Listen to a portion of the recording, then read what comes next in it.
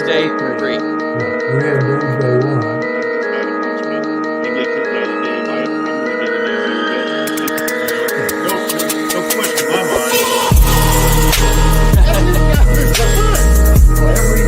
He came from one of the toughest areas of Phoenix, both especially the force and for safety and got people on the defense talking about it. You better get your ass involved. You better get involved. I just gotta say, when it comes to former Dallas, Different. For sure, and they would have thrown it off because This guy gets on you. And then I go to bed every night like, G man, I promise you that we got a special man, what is up, Cowboys Nation? Your boy Mike Tag here with Kelly K9. You know what time it is. It's Wednesday, so we're going to get this thing rolling. Hopefully, you guys are doing good as you're rolling in. Make sure you hit that like, hit that subscribe, thumbs up, all that kind of good stuff. Help the boys out completely, continue to grow the channel, having a good time.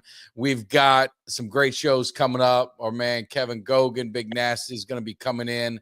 Also talking to a couple other former Cowboys to try and get this offseason going. But a lot of talk on culture, so we're going to get into that with those guys as well. But Kelly, I know you're multitasking. Hopefully you're doing good. You're getting into some beefs and over Twitter over softball. I didn't think that would happen, but Texas Tech looking good. Hopefully it's working out well for you, man. What's happening? Not, it's a tough. It's what you would expect from two teams that are playing for the title. It's a tough, tightly contested battle. We got two really good pitchers. Texas has got a good pitcher. Texas Tech's probably got the best pitcher. That she's pitched. They showed a crazy stat. She's actually pitched every single pitch in the College World Series. God, they don't get a rest day, huh? No, she has started every single game. Now, that's not like that with most teams. Most teams have multiple pitchers. Like Texas has a couple pitchers who, depending on how this girl does, they may bring in another pitcher. She may not pitch the whole game, but it's already in the fourth. She's doing pretty good, so it's looking okay. But Texas Tech has got the only pitcher that has pitched every single pitch in the College World Series. So she's a beast. Well, we're going to get into some Cowboy stuff, but I'd be remiss, it's kind of off season, so we don't have to do everything, Cowboys, but I do give a shout out. One of the things I do, it's been my new tradition. I go old school with the jersey, and I always support, these guys that come into the cave. And you got to go Eugene the Hit Machine Lockhart if you're going to go this year. We did Gogan last year. My man Kevin Gogan. We're going to do Eugene Lockhart this year. So repping, I just got it today, so I figured I'd break it in on the show. So you're doing a little Eugene the Hit Machine, see if we can get some of that nasty, some of that hunger back in this team coming into the 25 season. So we'll see. Yeah. So, but you got in some Twitter stuff, and everyone who knows you and follows you knows you're Texas Tech. And you bleed the red and black, and things are looking good for Tech and football with some of the NIL recruiting. And I guess maybe there's some haters. You get a little money. This team's got some money, and now they're putting it into the program. The softball team is going for a championship. So I mean, what's your thoughts of Texas Tech now? I mean, they're making themselves relevant in sports where they want to, and investing into the athletic program. I mean, I see nothing wrong with that coming from Miami Hurricanes. So I don't know what the beef is. Well, obviously it's all good and fun until your team, starts really winning and making a big impact in the sports landscape. So, they did it with their basketball team, made it to the Elite Eight this year. Now they're, in the College World Series, playing for a national championship here in women's softball. The football team's got a lot of attention this offseason and stuff. So, look, it's like I've been telling people, listen, if your school doesn't have the money to spend like my school, don't hate on me. It's the same rules that everybody else has. It's the NIL. We're not doing anything that nobody else is doing. It's not like we're side skirting the system. We're playing on a fair system. This is what the NCAA created. And Texas Tech just has the, they got the money and the backers to to make something happen out of this thing. So that's what they're doing, and I'm loving to see it, man. Right now, Texas Tech stock is on the rise, and I think in the Big 12, there was an article I read today. It said, "Is Texas Tech the new face of the Big 12?" They've had a lot of success. They won both indoor and outdoor and track and field championships, national championships this year. Took the Big 12 in that. They they won the Big 12 in their softball. They had a great basketball season in that, making it the Elite Eight. And this year is we're looking to follow that up with a football team and hope they have just as much success. So. Well, we'll see how that goes, man. But look, they're not afraid to spend money. Bottom line, Texas Tech plays by the book, and they all know it. They're just jealous. And I love seeing new, fresh blood coming in here. And when you see the Oklahoma Sooners and the Longhorns and the traditional powerhouses of your area, I'd say your region, talking about Texas Tech, I always say they must be doing something right if they're talking about you. So that's right. That's right. You know what I mean? Just kind of like that old Jerry Jones adage. What does he say? There's no such thing as bad publicity. All publicity is good publicity. So, but that's the thing though, is that they're talking about them because they're winning. And that's the thing that doesn't really bother me, is as long as we're winning and they're going to be talking smack, that's fine. It's when we're losing and talking smack that it's tough for me to deal with. But right now we're winning. Tech's doing good things, and you love to see it. So people, you're having fun with it, man, and you should. You're enjoying it. You're aggravating people. You got people getting on the edge and ready to jump off the edge and doing all that other stuff in between. So, I love it. As like I said, as a fan of the U, we love some good shit talking. We love handling our business, and we got you got the oil money. We got the drug money coming in now. So that's our NIL. I mean, we just paid some offensive lineman.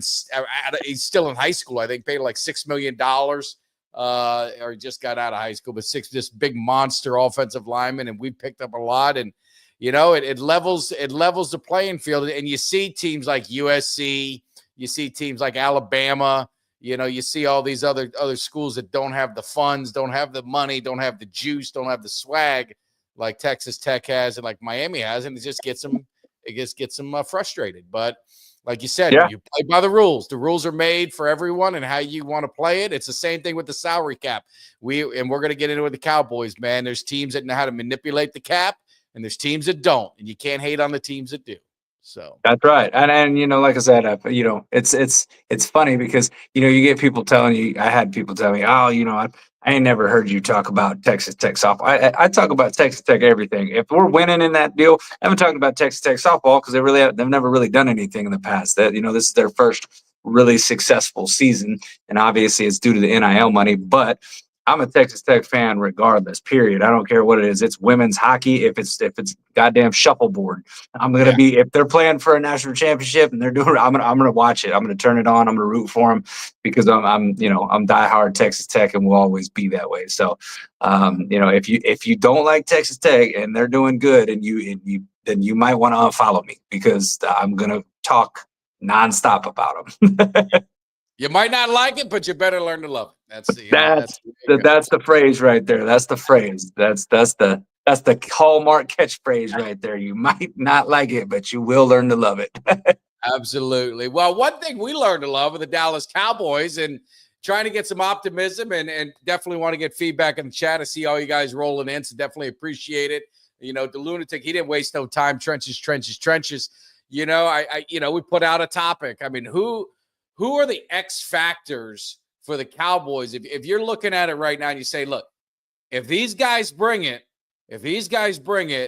this is going to be a successful 2025 season, playoff run, let the chips fall where they may when you enter the tournament. But, I mean, just looking at it from the offensive side, we'll start with offense and then defense. Who are the guys that the weight is going to be on their shoulders, that we need them to perform? You got CD, we know what we got, with Tyler Smith, but who are the guys that they got to put up, man, to make this thing happen? So I'm going to give you a guy on, I'm going to give you a guy on I'm going to give you three guys because I'm going to give you on multiple position groups. So I'm going to give you for wide receiver, and I'm going to give you one for the offensive line and one for the running back room. Offensive line, This is, in my opinion, Terrence Steele. This is his time. If you cannot get better under this new offensive line regime, you're probably on your way out the door. I know a lot of people would probably be saying, hey, what about Tyler Guyton? Tyler Guyton's still young. He's coming into his second year. Terrence Steele has already been with the Cowboys for a little while. He's gotten that big deal that they signed him to and really hasn't lived up to it. Looked a little bit better down the stretch last year in terms of his run blocking, and if he can improve on that, and if this new scheme, under Riley, can improve, then maybe he's got a chance to stick with the team. But I'm going to say Terrence Steele on the offensive line. On the running backs, I'm going to say Javonte Williams. He's had a lot of injuries. Hasn't really put a full season together, and right now they're saying that he's getting a lot of the reps with the RB1, running with the ones. So I say if that's going to be the guy that we're going to turn to and we're going to lean on, then Javonte Williams is going to have a really good season. He's going to have to be sharp. He's going to have to be healthy. But if he can be a key to kind of bringing this offense to the next level, because I know a lot of people have kind of questioned running back positions. On wide receivers, I'm going to say that this is Jalen Tolbert. You want that, if you want that roster spot, if you want to be that number 3 wide receiver, this is your chance to get it, because right now, outside of Pickens, Lamb, it's kind of wide open there, right? You've got Flournoy out there, who people have kind of talked about, flashed a little bit last year. Turpin has had some big plays at wide receiver and made some big plays and showed that he can be a guy that can take the top off a defense. And then you've got Jalen Tolbert. But Jalen Tolbert, let's face it, last year had a pretty decent year. It was not a bad year if you look at it. And you put that up and say that, look at that as a number 3, but I'd say he was getting reps with a 2 when Cook went down. But if you look at his numbers, you'd say, hey, if I can get that out of my number 3 receiver, that's pretty decent. So if he can duplicate that this year, then I think that he would be a key to really kind of making this offense click too, because that's the thing. Everybody knows that CeeDee Lamb and Pickens are going to get a lot of attention. I mean, if you're the number 3 receiver and you're getting those reps, and if that's what Tolbert gets, then that is a chance for him to really kind of, cement his spot on this roster too. So 3 guys that I think can absolutely make an impact and, affect their careers going forward with this team. Yeah, no, I mean, all good ones. I think we agree on a couple. One, just different players, but I think the philosophy is still the same. I'm seeing Chris, Guyton. We'll focus on the line. And, Andrew, he's got the whole offensive line. DeLunatic said something that was really key, and I think is a great point. Booker is going to help Terrence Steele. I think he's going to help Terrence Steele. And I think Terrence Steele kind of is what he is. He's never going to be an all-pro. He's not going to really be a Pro Bowler. He just needs to be a solid guy. Right. To your point, he played better that last half of the year. If he can just keep that form, I think we'll be fine. Guyton, to me, is the X factor for the offensive line, primarily because he's a left tackle. And, Dak Prescott's health is going to be critical for the success of the team, obviously. But he's a highly drafted guy. He's one that, has the expectations of being a Pro Bowl guy, being, hopefully an all-pro at some point. So I think Guyton is the one that I'm going to have my focus on. If he puts together a Pro Bowl type season, I think this is going to bode well for the Dallas Cowboys offense, which then would lead me to one thing we definitely agree with in the running game, and that's Javonte Williams. I think what you're going to get out of Blue. You kind of know what you got out of Sanders if he makes the team. I think there's going to be an odd man out somewhere. But Javonte Williams, he's going to be the RB1. I mean, maybe not by classification, but he's going to be the workhorse. And if he doesn't stay healthy, the running back room looks a lot different. I mean, it's crazy as it sounds, because Javonte Williams, I mean, it's not like he's an all-pro guy, but his style of play and what they're going to ask him to do and what they have behind him, he's pretty damn important. So he better stay healthy. And I think with this offensive line, he could put together a nice season, and it's going to be critical for the Cowboys' success. That running game is going to be, that's going to tell the story to this team. Yeah, for sure. I mean, because when I look at the offense now, that's my biggest thing is looking at the receivers. Even if there's a battle for those number 3 receivers, even if it's a battle between Tolbert, and Turpin or whoever that may be at that number 3 What about position. Mingo? I know you haven't messed with. He's a forgotten guy. I mean, to me, he's one of those guys. It's a second-round pick. He was a 4th or 5th receiver in that draft. He's got a lot of talent. Yeah, they could get that out of him to be what he was at, in college. It was Ole Miss, I believe. I mean, he could be a true X factor with Pickens and CD, because then you could really maneuver CD around and have Pickens on, or have Mingo on the outside. I mean, what's your thoughts with Mingo? I know he's well, I mean, I hate to ever really give up on a guy, because obviously he didn't really get his chance with Dak Prescott. You know what I mean? He didn't get his he hasn't really played with a really good quarterback just yet. So I mean, I'm not holding out hope on Mingo right now. I think what he's going to have to do is, I think he's going to have to earn his spot during the preseason. And I think they'll get plenty of chances to do that. I think he'll get plenty of reps in preseason to prove if he's got what it takes to actually be on an NFL roster. But, just going kind of through, just through his career and looking at some things, it's just been very underwhelming. I mean, I know what he did in college, but, so far in the NFL, he's really yet to show that he can make any kind of impact. I mean, 0 touchdowns through his career so far. I think he's maybe got, I don't know. I think it's maybe 500 yards total, which just maybe a little more. I mean, it's rookie, but I would say not a lot. If you watched him, and I know it's flashes, but if you watched him in points, and I think I forgot who did it, so I'd love to give credit to him, but they were breaking down some of his game film with the Cowboys, and he had the Eagles cornerback. I mean, he had him smoked a few times, beat, and the ball just wasn't there. It was a bad throw or this or that. So, I mean, I saw some flashes of his ability, but I think to your point is he's never really had a quarterback. So he's going to have a full offseason with Dak Prescott. So there's really going to be no excuses if he doesn't play up to his potential and what he could be. But I think he's a guy that could really, really change it. Another name that's popping out, our man Kevin. What's up, Kevin? Appreciate you hopping in. And I've seen this name a few times. Chris has talked about it. Kevin's talked about it. And it's Jake Ferguson.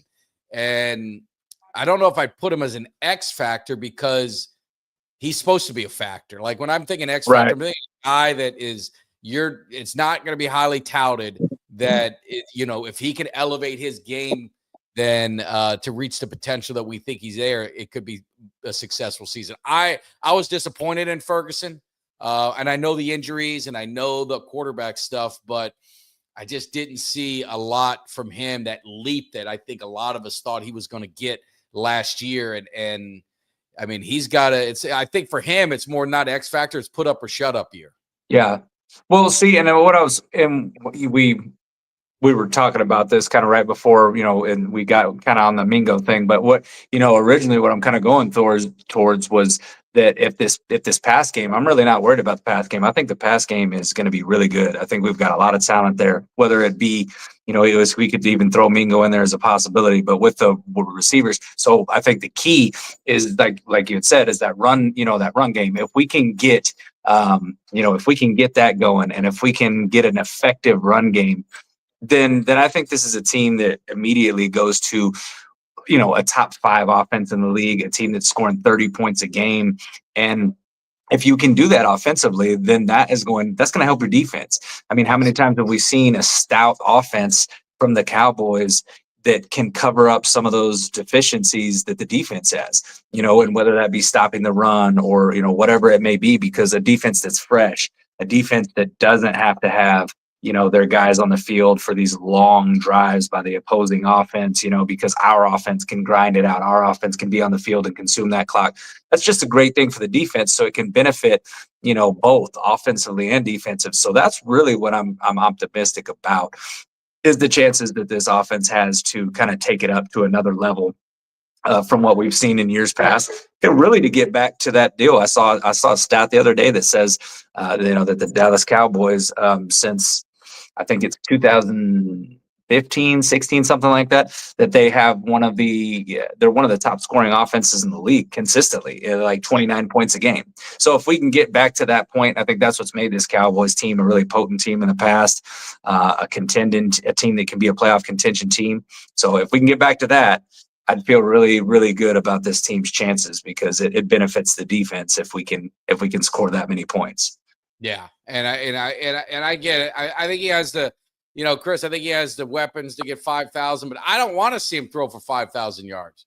I mean, Right. I'd love to see him throw for 3,500 and just run the hell out of the ball and just because, like you said, a great running game can mask some things on the defense, and we're going to get into the defensive X factors. And I like what you did. You take it by levels of the defense. So, who are your X factors on defense if you were going to take a level at a time, or if you need to take two on the line, you can. But I mean, who are your three?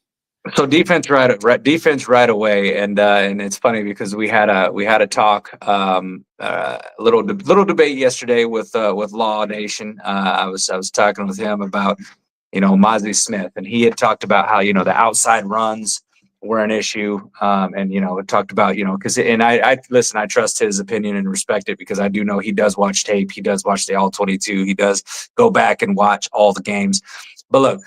Mozzie Smith, one of the things that we both agreed is he does have to play better, right? Yeah. So Mozzie Smith for me is an X factor on this defensive line because we need the middle of that defensive line to be shored up. Because yes, we did struggle with those outside runs, but when I've watched it and what I have seen is that a lot of those outside runs they start in the inside and then they bounce it outside. The line. I mean, they're getting annihilated. Correct because you've got Osa.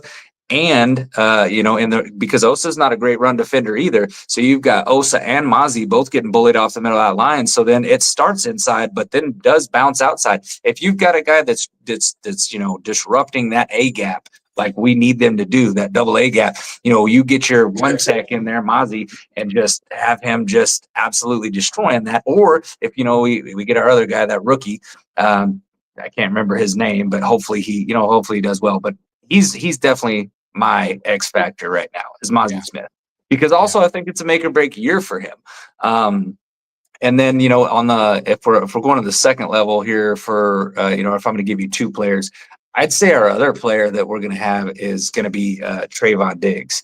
And the reason I say that is there's been a lot of talk about Trayvon Diggs and his rehab, how he's been going, just kind of how he's been approaching his rehab. It looks like there's kind of been some issues. I don't know whether it's him in the front office, not being on the same page, not being at some of these mini camps. I think he got fined and is looking at possibly being fined again. I don't really know what's going on there, but we need him. We need Trayvon Diggs, and we need him to be back to Pro Bowl form in order for this secondary to be able to compete. Because when you look at the because that was the other thing Law was talking about. Look, I'd rather have a DB than a defensive tackle. And at this point, I might actually agree with that just because of the fact that you look up this schedule and the Cowboys are going against some really damn good wide receivers. Oh. You know what I mean? I mean, Devontae Smith and A.J. Brown twice. I mean, that's good. That's big enough right there. But then you've got Malik Neighbors with the New York Giants. You've got teams like that just are stout at wide receiver. So I just think that the DB, we need Diggs back at Pro Bowl form. Yeah. And I would say the one thing I would say of possibly going the other way of if you were going to give me my wish list of defense, a good defensive lineman, interior line, if they got that, and you have a strong line, it can make your secondary look pretty good. I mean, if you're getting strong pass rush and you're getting push and you're doing that, it can mask a questionable secondary. Now, if you're not going to invest, which they didn't in D-tackle, and you're going to rely on your pass rushers, you better hope they better get there, or you better have some good cornerbacks. And to your point is without you got guys on injuries, right? You got Diggs is going to be a concern. You got Bland. You got, a lot of people are high on Revel, and you got Booth that's back there. They had the other guys. I think Revel's, or is it Revel or Revel? I'll say Revel. He's hurt. He was a little nicked up, not hurt, but like nicked up. You have guys that are getting a little nicked up in OTAs and stuff. So depth is a major concern. Obviously got Carson coming off an injury, and how will he be? So the secondary is an area where you'd love them to go get a guy like Gilmore or Ramsey, just a veteran guy that can bring a sense of calm. Yeah. Because to your point, I don't have a lot of faith in Diggs staying healthy and being the guy. And I know Deron Bland, I love him, but I don't consider him a lockdown corner. He's a playmaking corner. But when I say playmaking, he makes plays, but he gives up some plays too. That is correct. 100% correct. So, but looking at the linebackers, I mean, it's just weird with our linebackers. And I know Overshown, we don't know, but it's kind of they are what they are. I don't think we have any. I don't think we're terrible, but there's nothing exciting outside of Overshown, who's coming off an injury, and see when he plays. But Leofau looks stronger. Looks like he had another year. He put on some muscle. Obviously, they signed Murray, who he's been a starter, so at least he's been solid, but he's not great by any stretch or an All-Pro. And then you got the kid from Chicago who some people have liked what they've seen in him. Just kind of there. So it's really, to me, it's sandwiched in. The defensive line and the secondary are really going to be critical for the success of this team. And it brings to Eberflus. Do you believe in scheme or personnel? I mean, how are you with that?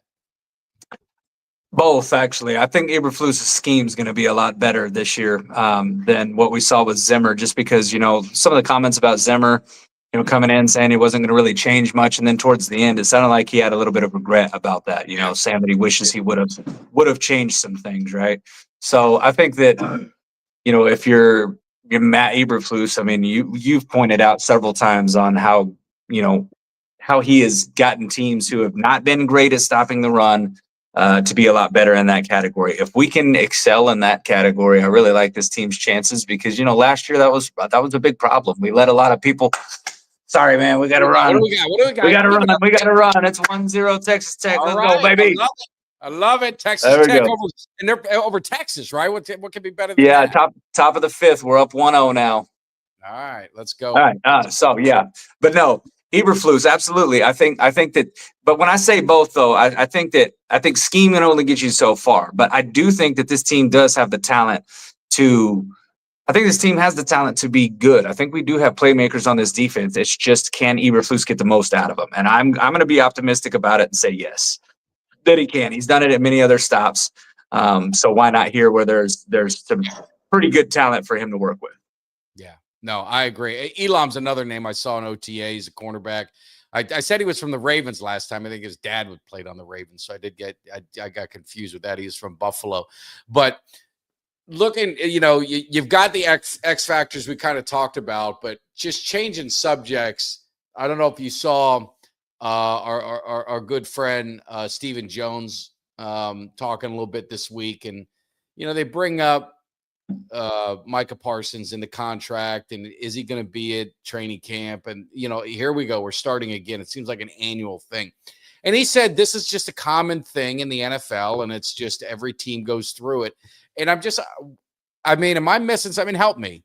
I mean, why is it? It doesn't really seem like it's a common thing for every team. So I will correct him in that. But the guy, what the tag is. I mean, he's going to be the highest paid non-quarterback defensive player, however you want to put it. It is what it is. Why do the Cowboys always seem to wait? Because they always end up paying more than what everyone else thinks they should pay because they wait. It happened with CD. It happened with Dak Prescott. I mean, what is their philosophy, and is there any logic? Can you sell me on it, or are you as confused as I am? I mean, I'm as confused as you are. I made a tweet about it the other day. I said I don't understand what the hell the Cowboys, why they seem to be the only team in the NFL that waits until the last minute to sign their superstars, knowing that there are other contracts out there that are going to come in before you sign your guys that are going to make you have to spend millions more to sign your guys. Look, you already know that Mike is the best defensive player on your team. He's the best, I would argue, the best impact player on the team, period. So that being said, and And the same with CeeDee Lamb. CeeDee Lamb was your best impact player offensively.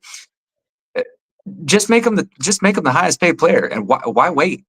Why wait for somebody else's deal to come in that you're going to have to go over the top of that deal, and then another deal that's going to go over the top of that deal? I'm going to be honest with you. If I was the Cowboys, I probably would have tried to work Micah's deal last year, and had something going in, so where you already knew, going in this year, you've got this dude locked up. You already knew you were going to have to pay the guy. Like you said, he's going to be the highest non-paid quarterback in the NFL.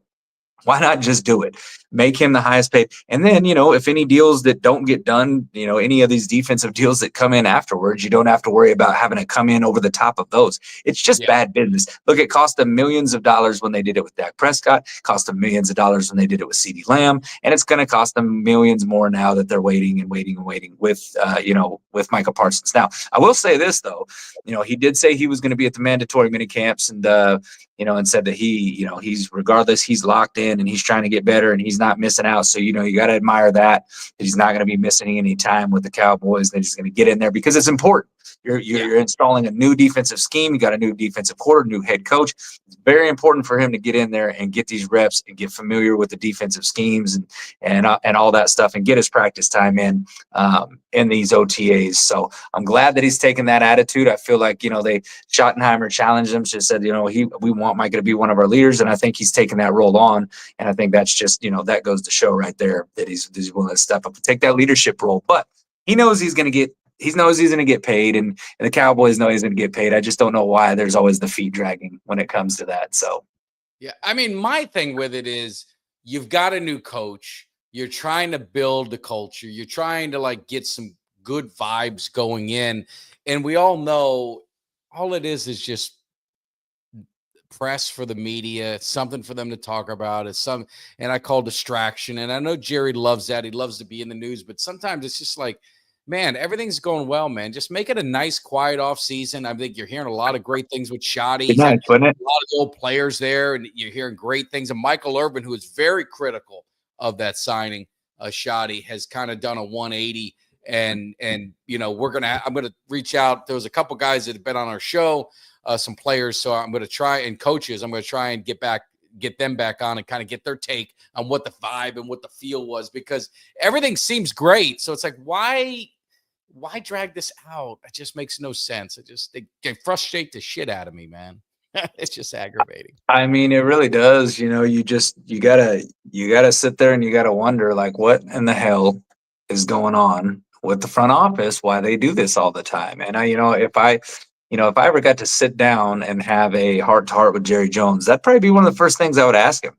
Just be like, why? Because here's the thing. I feel like that negotiations are for your mid-tier guys. You know what I mean? I feel like those are the negotiations that may take a little bit longer, and I can understand. But when you're talking about your superstar players, typically teams around the league don't drag their feet on penalty. I mean, look at the Bengals. They played T. Higgins. They paid Jamar Chase. You look at the Eagles. They paid Devontae Smith. They paid A.J. Brown. There was no feet dragging. There was no waiting until training camp's about to start, waiting till right before the season to sign Jalen Hurts. Joe Burrow got his deal. Josh Allen got his deal. There's not really much to negotiate with those top guys.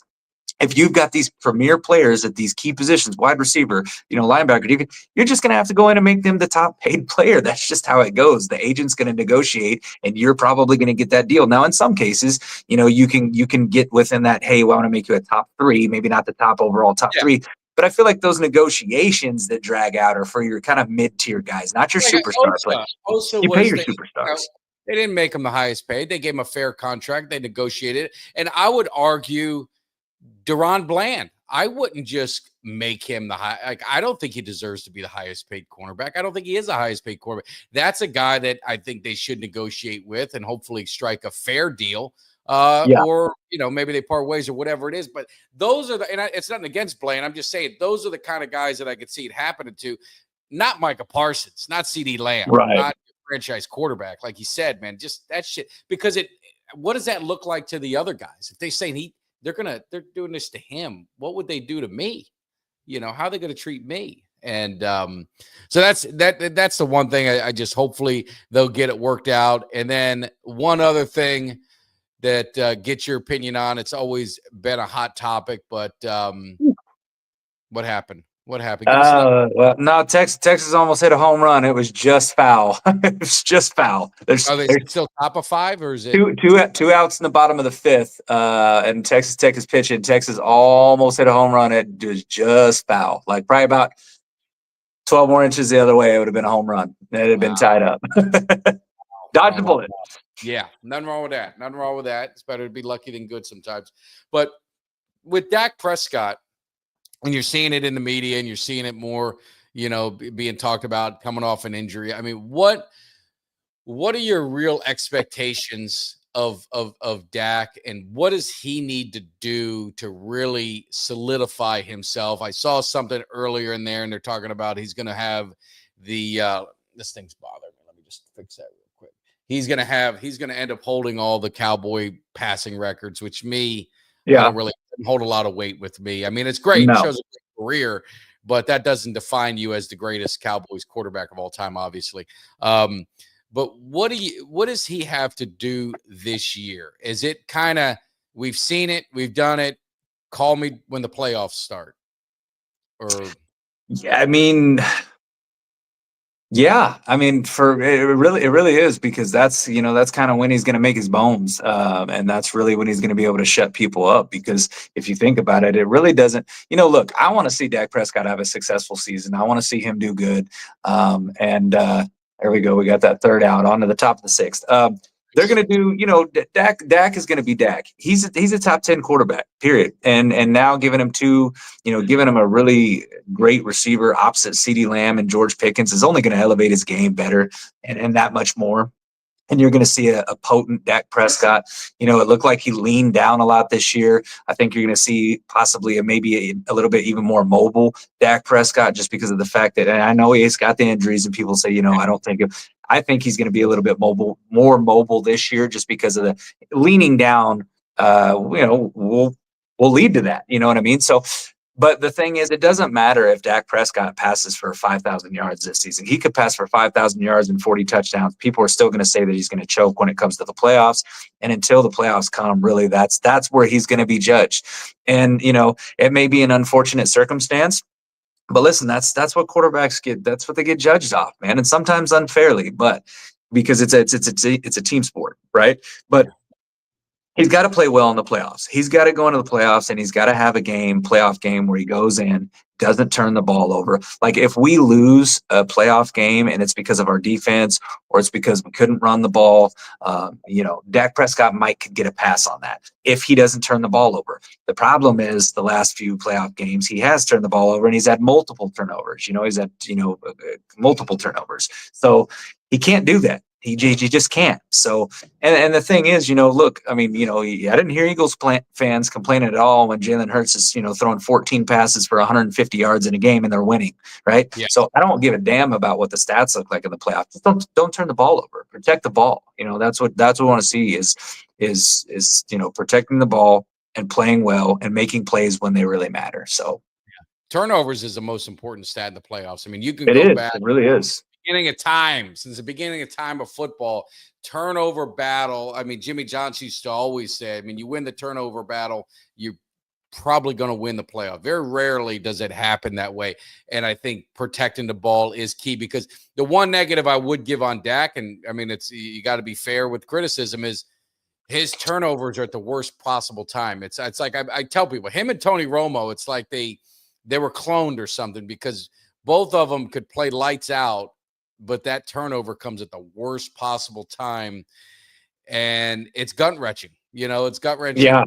The Packer game. Yeah, can you put the whole game on Dak Prescott? No, I wouldn't put the whole game on him, but that pick 6 near the end, and that interception when you were kind of, driving in, that was those also are bad. Game-changing. And yeah. Sometimes it's hard to recover from that. So that's where he's got to own that part of it, and just, bad decisions and learn from it. But the funny thing is with football, it just takes one postseason. And if he goes in and he had a successful postseason, goes to a Super Bowl, wins a Super Bowl, his whole career changes. He has a gold jacket. He's going to be looked at as one of the all-time great Cowboy quarterbacks. Absolutely. And that's how quickly it can change. Yeah. Yeah. No, the narrative can flip, very quickly on a quarterback. And the thing is that Dak Prescott has he has the regular season stats to back it up. And honestly, he's got the playoff stats to back it up. If you go back and look at his playoff stats now, even now, I believe it's 14 touchdowns to 7 interceptions, which is that's not bad. It's just that he's unfortunately, he's made some mistakes at some ill times, kind of like Tony Romo. I know a lot of people, sit there and say, well, I don't know, if you can compare them together, because people will argue about that to their death. You've got your Romo fans, and then you've got your Dak fans, and then you've got your Cowboys fans that are fans of both. I think you can be a fan of both and be able to objectively look at them and step back and say both of their careers have really taken a similar ride, right? And even with the injuries, even with the injuries, you know what I mean? Like kind of later in their career, both of them kind of struggling with some injuries and stuff. So that's the thing, though. Dak's he's got to go into the playoffs, and he's just got to take it. He's got to take that challenge. He's got to take it head on. And, I think what bothers a lot of people, and I don't know what does me, is that when he's making those mistakes, it's kind of like he goes into a shell, Yes. that deer in the headlights look. Because, Yes. when Dak is having a bad game, he just has that blank stare. And it's like, you want to see angry Dak Prescott, or maybe even a calm and cool storming the sidelines and trying to pump his teammates. Like, guys, we're still in this thing. But you don't want to see a guy who looks like a deer in headlights. And I've seen that from Dak Prescott plenty of times. And when I see that look, I just kind of like, this game's over. Because and I think the other players on the team feed off that, and they feel that because they're sitting there looking to Dak Prescott as their leader.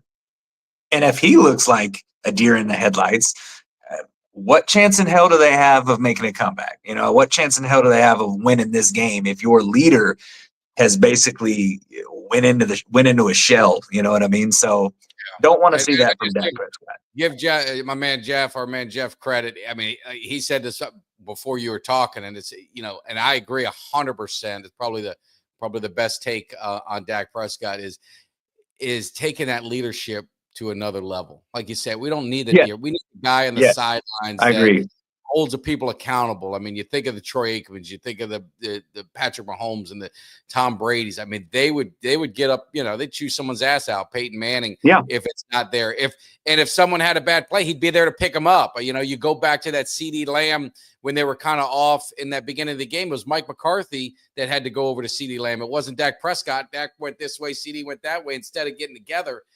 So I couldn't agree more with Jeff on that leadership role. And then obviously appreciated Chris with the super chat going to the fund. In order for the narrative around Dak to change, he has to win a Super Bowl. But for that to happen, the entire team, including coaching, has to step up. And I agree. Absolutely.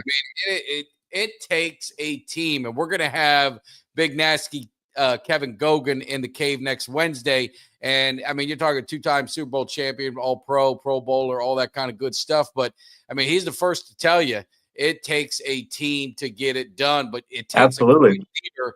And he is not shy about his feelings of Troy Aikman and the leadership that he had. And you're talking about a guy who played with multiple Hall of Fame quarterbacks, Steve Young, Dan Marino. I'm wondering if was he there with Rich Gannon, because he was on the Raiders. I can't remember if he was Rich Gannon's time or not. Well, I have to ask him. I can't remember if he was. If he was, that's another. I mean, that was an MVP type quarterback. He had his nice run. Absolutely. He's played with Hall of Fame quarterbacks, so he's one that can definitely talk about it. But leadership is so critical for this team, and I think what Shoddy's doing, trying to build that culture, and culture's an easy word. It's a hot topic. It's an easy thing to talk about, but it's not easy to develop, and it's not easy to maintain because you have so much distraction in life and in a team and all this other stuff. So for them to create a culture, it's going to take strong leadership inside the locker room. It ain't Shoddy that can do it. It's going to take Shoddy, but it's also going to take Jerry, but it's really going to take Dak Prescott and Micah Parsons. Yeah. Well, I think the main thing is, and in my opinion, is that you look at some of the things, the way that Schottenheimer's talking, and you think, it's good, but you've heard some of these things from some of these other guys too. You've heard some of these other things from, Mike McCarthy, I felt like was coming in, and some of the stuff that he had, I thought seemed like he was trying to turn the culture around. I think what I look for the most when it comes to the culture, because that is a hot button topic and it's a buzzword around the league, period. Jerry just can't be the one that undermines that culture. Yeah. If you're going to be all in there, and if you're going to have a guy come in there and really truly try to change the culture, then Jerry Jones needs to have his back 110%. Doesn't need to undermine him. And the problem is, when there's an injury or there is, some type of distraction, instead of the head coach addressing it, it's always Jerry Jones addressing it. Yes. And I mean, that kind of takes the legs out from underneath your head coach, because you look around the league, no other owners are answering these kinds of questions because they're not offering themselves up to the media to answer those questions. So you've got, a head coach that you want to change the culture. Let him change the culture. Let that be the guy that the media talks to when things are going good, when things are going bad. If there's on-field issues, off-field issues, injuries, let him be the coach. Let him be the voice of the Dallas Cowboys. I feel like there's always multiple voices. It's Jerry Jones, it's the head coach, and then there's Stephen Jones. So you got three different voices of that team. So, then you've got the players sitting there looking at it like, well, if I screw something up here, I know Shotty really can't do much about it because I'm on Jerry's good side. You know what I mean? So that's those kind of things that really always get under my skin. So if Jerry's really truly all in, and he's done some decent things as of late, in terms of kind of taking a little bit of a step back and not making himself so available, but he's really got to go all in on that. Sitting back and letting Schottenheimer have full control and reins, take the reins on this team and let him actually truly change the culture. Yeah. I mean, that's really, you hit the nail on the head with that, with the owner. I mean, it's been a problem with Dallas since the only time you really didn't have it is with obviously Jimmy Johnson and Bill Parcells. I mean, they were strong personalities. Right. That's why I said you're never going to get a strong personality back to coach the Cowboys as long as Jerry Jones is here. And I'd probably even say with Stephen Jones, because they love to talk. I mean, Stephen Jones, he's what did he call himself? A cap.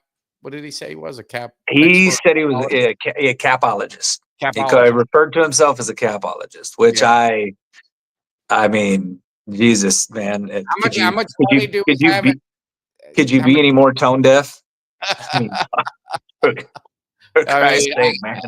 Yeah, I don't know about all that, but I mean, it's like, let the coaches coach and let them be the leaders, and that's why I always said it's almost like they got to create an us against them mentality, and it's hard to do. And you've been to Dallas. I mean, you've been to the Star. You've been around. I mean, it is glam, and it could be easily distracted. And like you said, you have Jerry Jones that likes to be buddy. He likes to, and if you're Jerry's guy, yeah, Shotty's telling me this, but I could just go talk to Jerry. He'll be fine with it. And I think that's the biggest problem with all of it. But yeah, so couldn't agree more. Do you have any? I know you're watching the game, so I didn't want to. I don't want to stop you from the end. So I mean, I'm trying to roll through this. I don't really have any other topics. I don't know if there's anything on your mind, or do you want to watch the end of the game, or you want to celebrate? I mean, we've been going for about an hour. We're bottom of the sixth right here. It's a 1-0 game. Texas is up to bat. So Texas is the home team in this one. So they'll get the last at bat. So that, that always makes me nervous. I'm superstitious. I don't want to mess with people. So I'm leaving it up to you. I wanted to be respectful. Near the end, if you want to celebrate and listen, man, I'm good with anything. Just as long as you know that if a run comes out or something, that when the game is over, you're gonna hear a shout. So as long as you and everybody else that's in the chat right now is not gonna get get freaked out when I start yelling, because I promise you I'm gonna yell if we win this game one, because that's the winner of game one in the best of 3 series. More than not, goes on to win the series. So game one is huge. So yeah. I'm man. Look, I'll just say that this pitcher oh my God, she got another strikeout. Now help me out, because I'm not a softball aficionado. So you're best of 3. See, I'm learning. Yeah. So I actually thought this was a championship. So it's best of 3. So this is okay.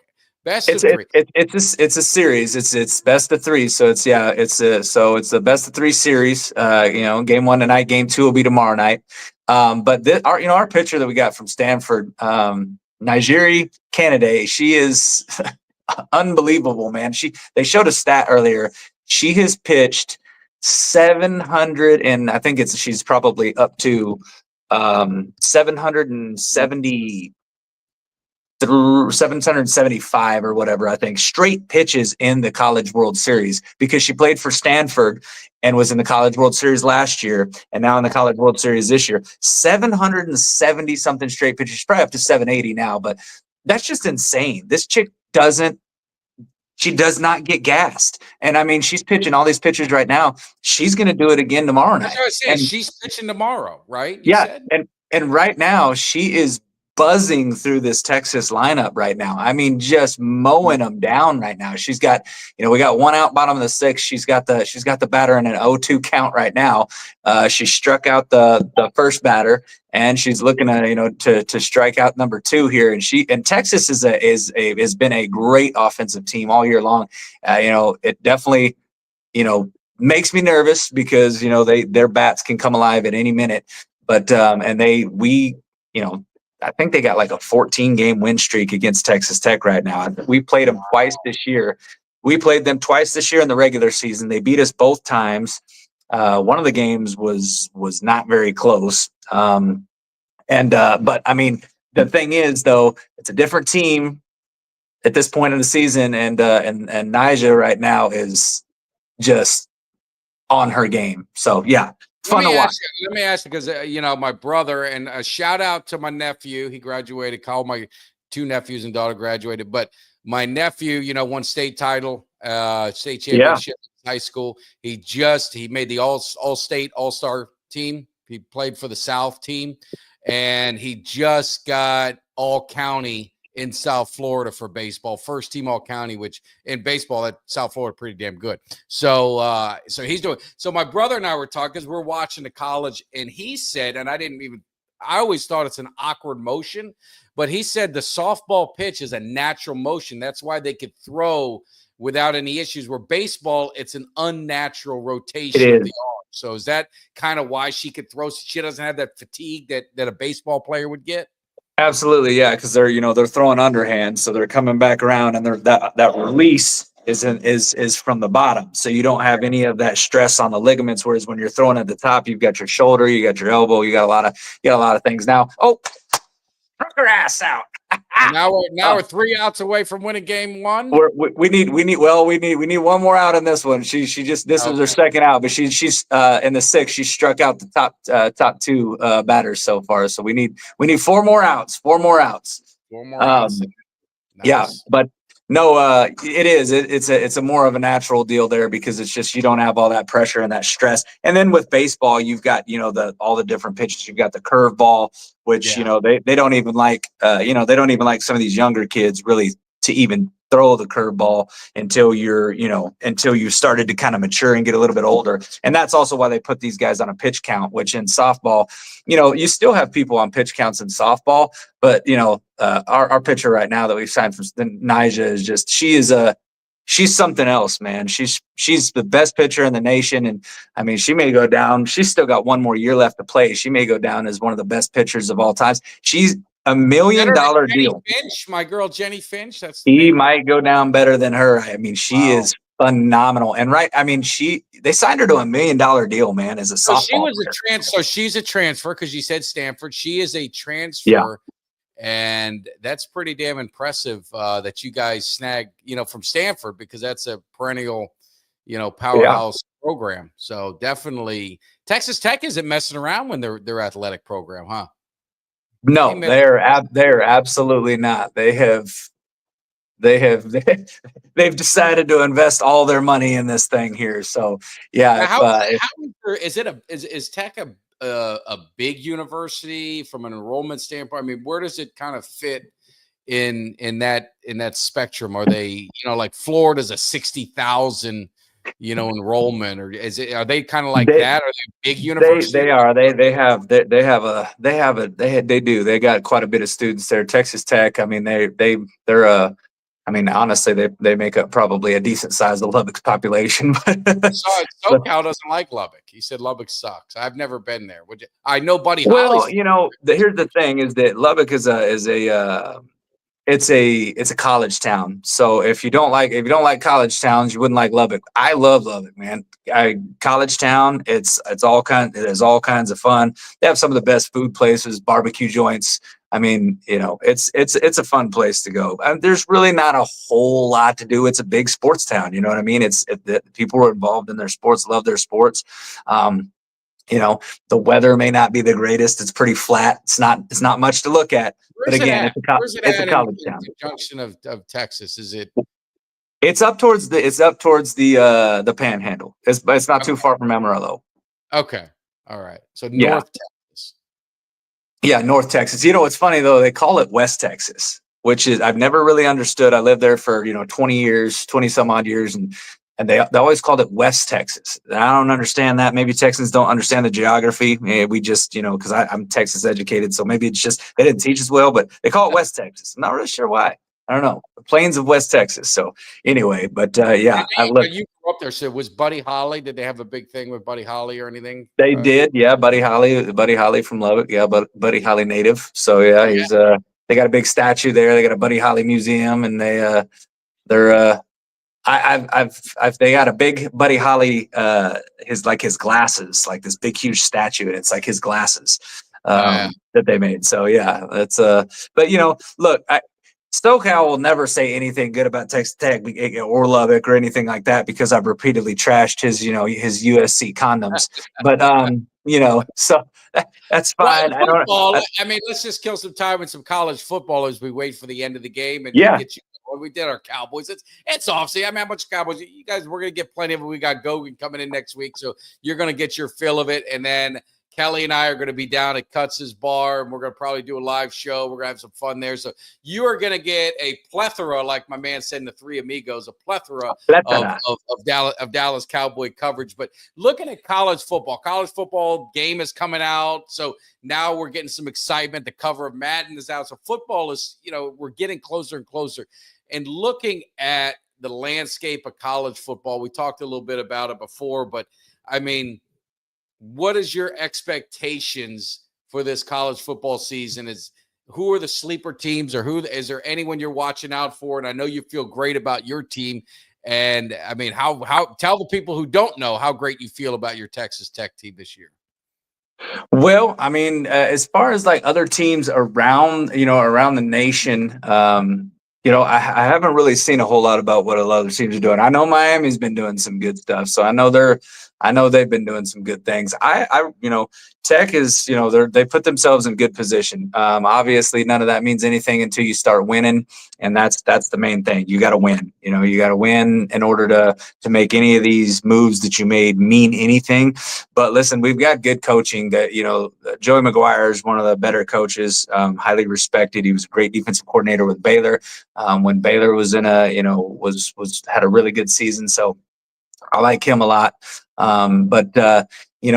It's one of those things where we'll see, we'll kind of see where that goes, but they've invested their money and they've invested their resources into their team. And then now let's see what happens. But I think that, I think college baseball will be interesting this year just because of the fact that you're going to have, or college football, I think, it's, with all the transfers that you've got now, it just seems like every year that there's a team, like last year it was Arizona State that was able to kind of, work their way up into a really great team. Arizona State too, didn't you?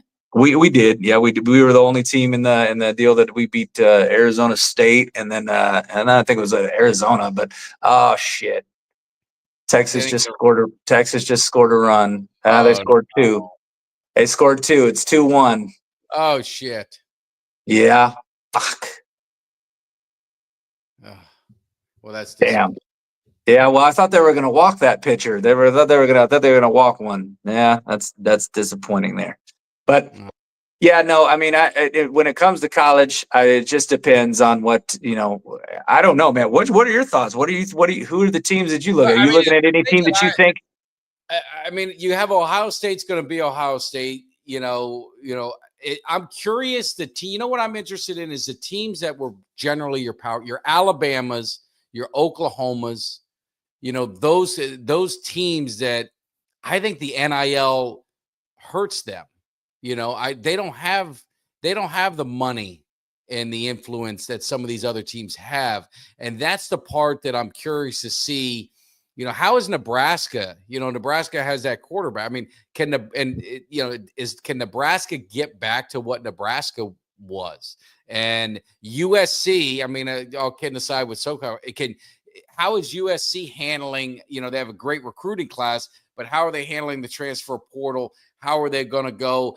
Oregon, I just think you're going to start getting, with the playoffs expanding, you're going to start seeing, and there's no knock on Texas Tech, but you're going to see those Texas Tech teams coming up, and they're going to be in the playoffs. And like I said, Miami hasn't been truly relevant. I mean, you're seeing Miami get back into where that relevancy. So you're seeing the teams that have that NIL money, you're seeing it pay dividends, and you're wondering the fallout with Alabama, the fallout with some of these other teams, Oklahoma, that you're looking at these teams that were very disappointing seasons based on their levels of success. It's going to be interesting to see how the whole NIL thing shakes out. Now, do you think there should be any sort of cap? Do you think there should be any kind of rules, or it's kind of the wild west right now? So I think that you're probably gonna have to, though. You're probably gonna have to do that, because I mean, if not, then you're talking about, creating kind of almost a monopoly, is what I guess I would think you would call it, just because if it's only, if you can spend money, there are certain universities that can spend more than others, and that will spend more than others. And the thing is that if you are willing to spend like that and it pays dividends, like, I mean, look, this is, this Texas Tech softball team literally got turned around and built in a year, 1 year. And it happened by them getting a new coach, putting that money into that pitcher, Nija, making their first College World Series appearance, and making it all the way to the national title game. So that shows right there, right? And if it pays dividends, right? So if you win a national championship, if it happens in basketball, or if it happens in college football, well, then that creates more revenue for the university, more money to spend on athletes, more money to spend on, facilities. And I don't know if anybody's seen the Texas Tech facilities, but right now there's some guys that were talking, and they were talking to Patrick Mahomes, and they talked to Jakeem Grant, and they talked Wes Welker, some different guys that have been in the NFL that have said, the Texas Tech athletic facilities are right there with any NFL facility they have ever seen. I mean, it is, health, the health guys that they got there, their trainers, their nutritionists, like everything that they've got. I mean, they got a damn barbershop in there. It's ridiculous the kind of money that they can spend, to upgrade these things. But then when you've got donors that are willing to step up and back it with billions of dollars. So, I mean, if that's the case, you're going to create a monopoly against the teams that have and the teams that don't have. And I don't think that that's really a good thing for college sports. I think that they need to create some type of a cap, a limit on your spending, make it even a kind of across the board. But in the meantime, while they're not doing that, I hope Texas Tech continues to take advantage of it as much as they can and just keep throwing money at kids. So, and I'd say this too is I'll give SoCal credit. One team I did leave out, and I think they got a great coach because they got Miami's old coordinator, SMU.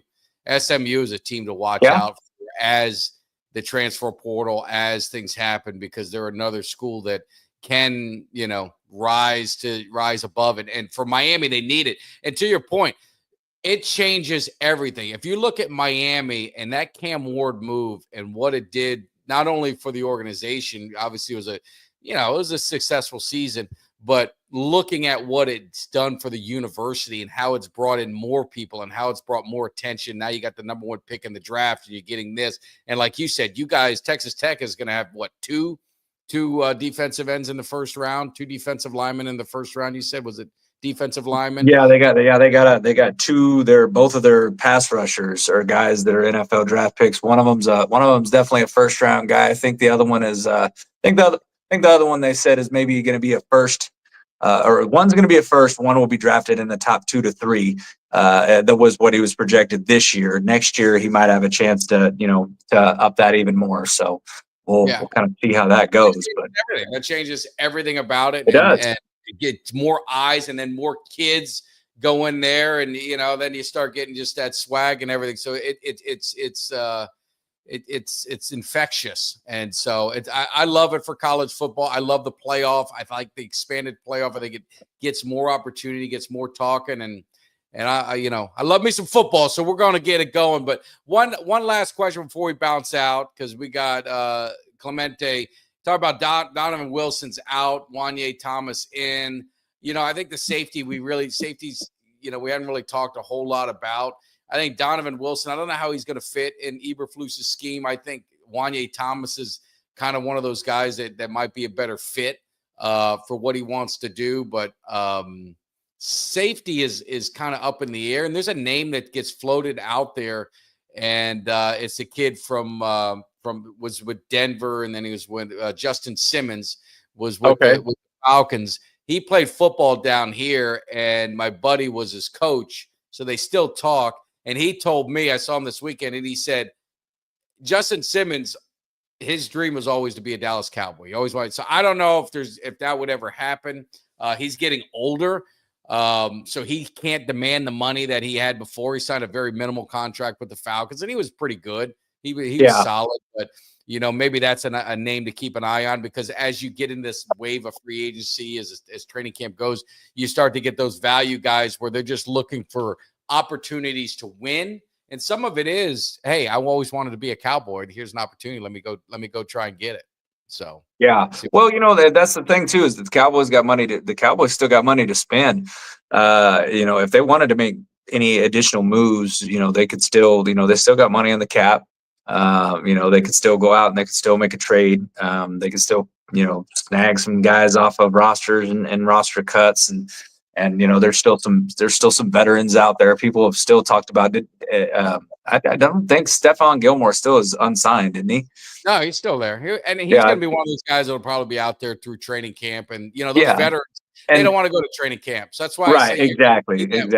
So kind of going near the end of training camp when you got that couple weeks in, and yada yada, and see what happens. Get yourself in football shape and get ready to go in there and play some meaningful games. So I mean, that's kind of where they'll where rubber will meet the road, I guess, because I still think that there's some areas where this Cowboys team can still kind of stiffen themselves up, get a little bit better than what they are. So it's not the end of the world just yet for anybody that still thinks that there's weaknesses on the team that can't be addressed. There definitely is still some people out there that can come in and make this team better. So it'll be interesting. So where are we at with the game? What are we doing? So we're our top of the seventh. Tech has the score here. It's 2-1. They got a runner on first. They got one out.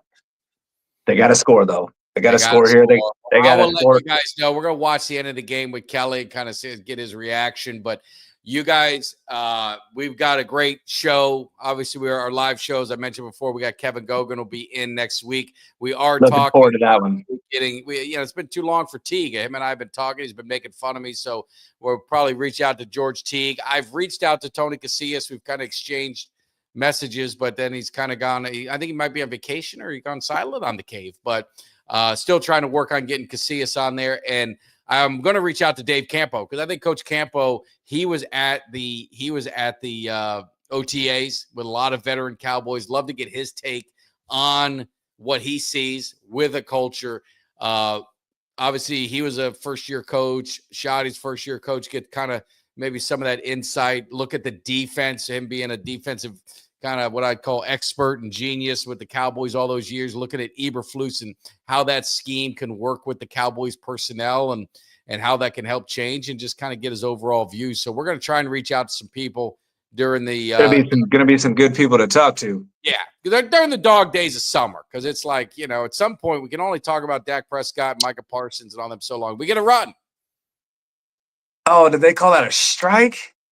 Oh, what happened? Yeah, they struck her out, but we stole a base. We got a runner on second. All right. I thought that was a ball. Are we down to 2 outs? Yeah. All right. What kind of hitter you got up? 2 outs. I think this is Allred coming up. If this is the same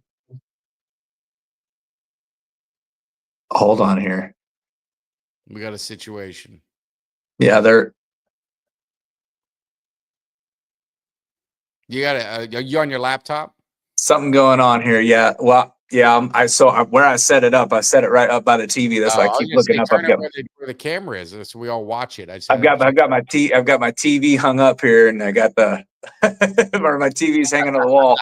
But I know there's some call. They said something about obstruction. Someone said it's not a stolen base. So yeah, the runner has to return to first base. Oh man, we don't like to hear this kind of stuff. No, it's down to the last. It's down to the last out. It's two outs. Runner on first, so they're gonna have to do something here. I'm trying to figure out who's coming up next to bat.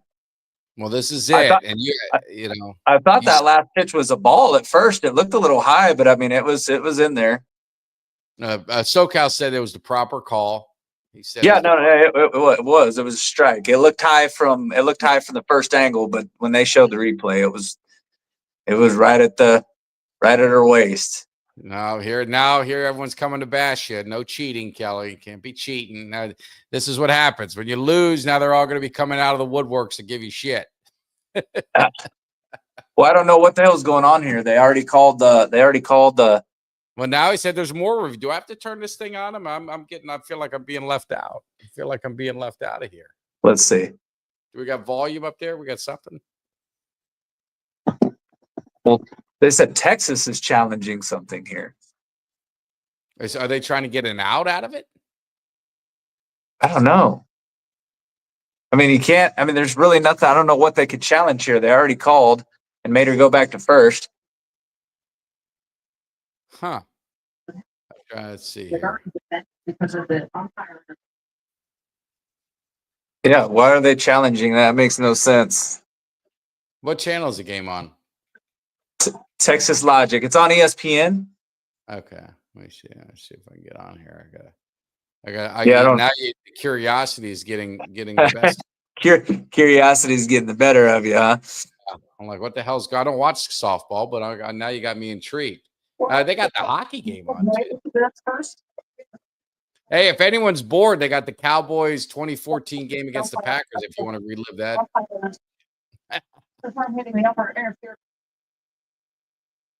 Yeah, I don't really know what's taking so long here. This should already have the next batter up to go. No batter interfered. If they say the batter interfered, but wasn't the batter out?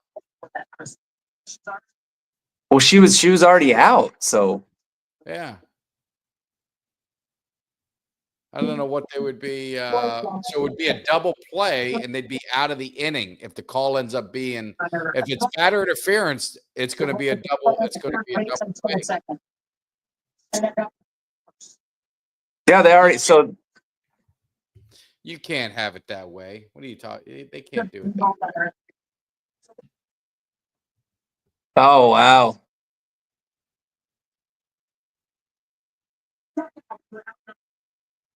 Double play.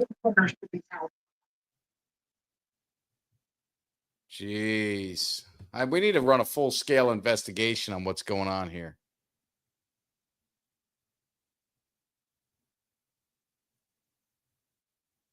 Calls upheld. No batter interference.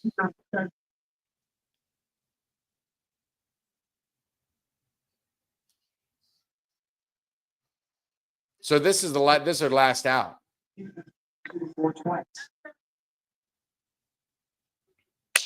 No interference. There we go. All right. Is this their last out? Yeah, 2 outs, but they still got a chance here. They need to score. They need to score a runner to tie or hit a home run to go up. I'm still amazed by the pitching. I don't know how they throw like that. I know it's underhand, but I just don't get it. It's definitely an art. Yeah, well, instead of sinkers, they got risers. Yeah. Game 1 winner has won 15 of the 19 championships. So I guess you're right. See what I told you? That's what I'm saying. When I said that, I said the game, that game 1 is pretty big, man. If you can win game 1, which is, it's just crazy how the momentum switches so quick, though, because, I mean, Tech was just, the pitcher, I was just mowing through them. And Tech gets that one run, and you're thinking, okay, we get one run, and we're in there, and but like I said, Texas had good bats all season long. Their offense is good all season long. So and especially in the College World Series, their offense has been on fire. So where's this game played at? Oklahoma City. Okay. So Yeah, it's a Oklahoma City. I got you. Oh, strike. She's 0-2. 0-2. Down to the last one.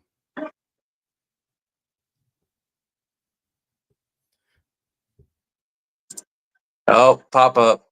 Yeah. That's the game. That's a bummer. Yep. Well, she's gonna have to win it. So we wanted. I was hoping we get a cheer from you, but we didn't. So we didn't. We almost did. That close. We're close. We got another game tomorrow. The game tomorrow. I'm going to be actually driving. I'm going to be on the road down to Texas. I'm leaving tomorrow about 1:00. So 1:00 in the afternoon, and then we'll be down to San Antonio about probably 3:00 in the morning. So I'm going to be on the road, but hopefully I got good service so that I can watch game 2, and hopefully Tech can bounce back and force a winner take all game 3. Yeah. Well, we're going to wish you luck.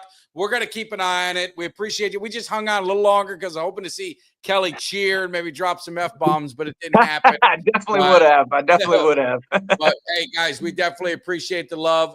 Thank you. Sorry we dragged it out, but we had to see it. We'll see you guys. Have a great weekend. Thanks for all the love. Make sure you hit that like, subscribe, share, all that kind of good stuff. And we will be seeing you. Let me get that outro video. Where is it at? I'm dragging ass here. I'm like you. I'm trying to get it. And there we go. Horns down for Kelly. I got to agree. I don't like them either. So you guys take care. Give me somebody that's hungry. Give me somebody that's hungry. I need somebody.